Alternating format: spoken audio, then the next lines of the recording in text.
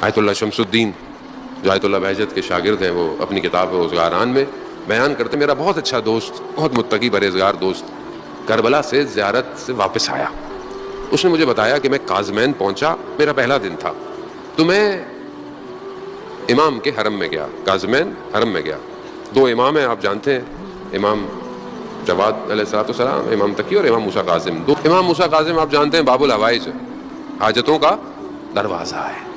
کہا میں گیا، میں نے جا کر بہرحال اپنی حاجت، ایک ہی حاجت میں نے اپنی بیان کی. میں آپ کے پاس کچھ اور مجھے نہیں چاہیے، ایک چیز سے کہ مجھے کوئی ایسی چیز تعلیم کریں، کوئی ایسی چیز سکھائیں کہ میں اپنے وقت کے امام کے قریب ہو جاؤں، مجھے قرب ملے.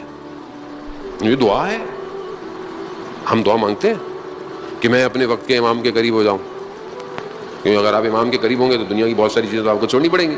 اب دنیا سے تو ہے ہمیں محبت، ہم کیسے یہ کہیں، مگر عزیزان محترم یہ کہنا پڑے گا. تو کہا میں نے یہ دعا مانگی اور مجھے پتا تھا کہ امام ہے، مستجاب تو کریں گے. میں باہر نکلا، سین میں جیسے گیا تو مجھے ایک عالم دین بیٹھے ہوئے نظر آئے. میں ان کو جانتا تھا، حکم کے عالم دین تھے، فقہ اور اصول پڑھاتے تھے، عارف نہیں تھے. میں ان کے پاس گیا، بزرگ تھے، میں نے ان کا ہاتھ چوما. جیسے میں نے ان کا ہاتھ چوما، بغیر انہوں نے پوچھے مجھے کہا کہ اگر امام کے قریب ہونا چاہتے ہو نا تو 3 کام کرو.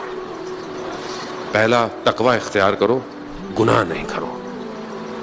گناہ گار آدمی کس شرمندگی سے امام کے قریب جائے.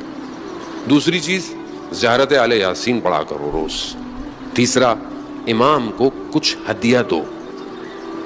انہوں نے کیا کہا، قرآن کی آیتیں کچھ پڑھ کے امام کو ہدیہ کر دو.